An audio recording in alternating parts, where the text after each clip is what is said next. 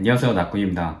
제가 지난 4월에 일본 영주권 심사를 했는데요. 얼마 전에 그 심사 결과가 도착했습니다.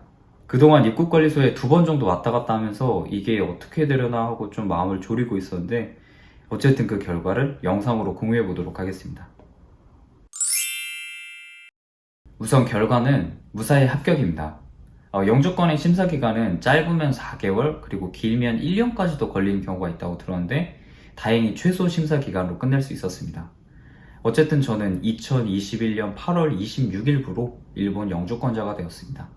영주권 심사에 필요했던 서류는 제가 예전 영상에서 정리해 놨으니까 필요하신 분들은 참고해 주시고요. 그때 소개했던 서류 외에도 추가 서류를 요구를 받았어요. 그래가지고 2번 더 입국관리소에 다녀왔는데, 이게 생각해보면은 오키나와라서 이렇게 수월하게 끝냈지 도쿄 입국관리소에서 이랬으면 진짜 짜증났을 거예요. 그리고 추가 제출 서류는 한국의 혼인관계증명서, 이거는 번역본을 같이 내야 되고요. 배우자의 납세, 과세 증명서였습니다. 원래 일본 영주권의 자격 조건이 일본에서 10년 이상 거주할 것인데, 저는 일본인과의 혼인으로 그 시기를 앞당긴 케이스라서 배우자의 소득이나 납세 상황도 심사 대상이 됐습니다.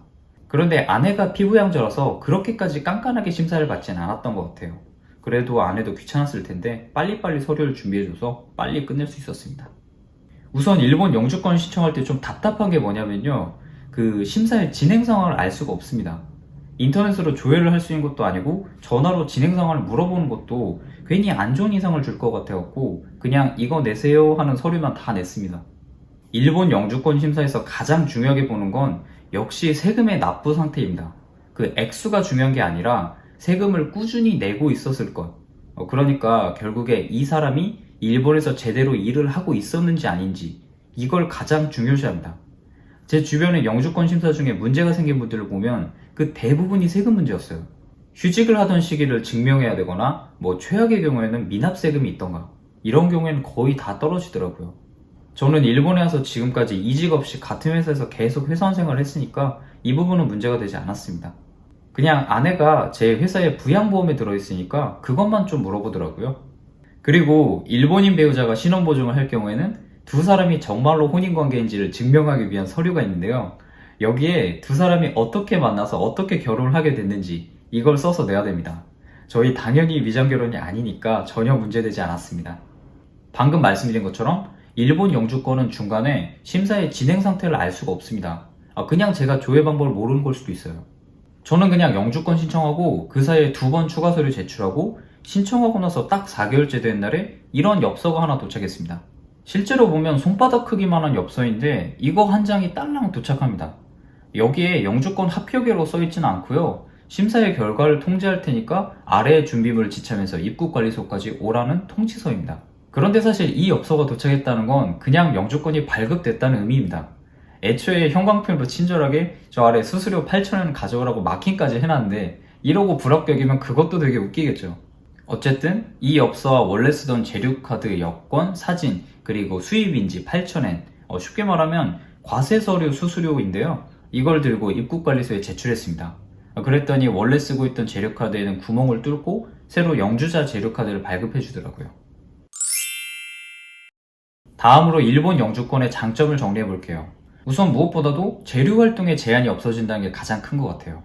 사진을 보시면 먼저 이게 제가 가지고 있던 취업비자인데요. 취로 제한란을 보시면 재료 자격에 근거한 취로 활동만 가능하다라고 되어 있는데, 이게 쉽게 말하면 아르바이트는 못한다는 의미입니다. 무조건 사원 자격으로 회사에 재직을 할 경우에만 유지가 되는 비자예요. 물론 이직은 할 수 있지만 일정 기간 내에 재취직을 하지 않으면 비자가 없어지고요. 이직 기간 중에 생계 유지를 위한 아르바이트도 할 수가 없습니다. 취업비자로 일본에 재료하시는 분들은 기본적으로는 일을 쉴 수가 없어요.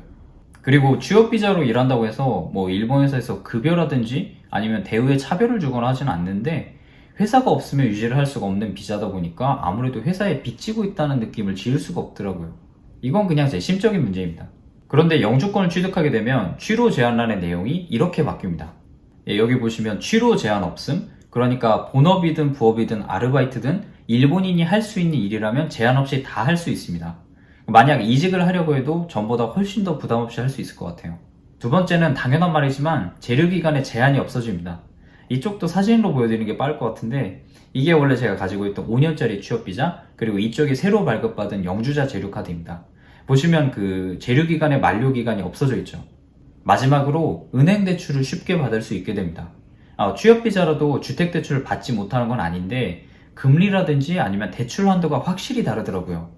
제가 요즘 집을 보러 다니긴 했는데 결국에는 영주권이 없으면 사실상 좀 무리가 아닐까? 그런 생각에 영주권 발급될 때까지 기다리던 참이었어요. 근데 이제 받았으니까 좀 더 적극적으로 찾아볼게요. 사실 앞으로의 계획이 이것저것 있는데 영주권이 나오지 않으면 아무래도 마음에 걸린 게 좀 많더라고요. 그래서 이게 언제 나오나고 걱정이 많았는데 생각보다 빨리 나와줘서 이제 좀 마음이 홀가분하네요.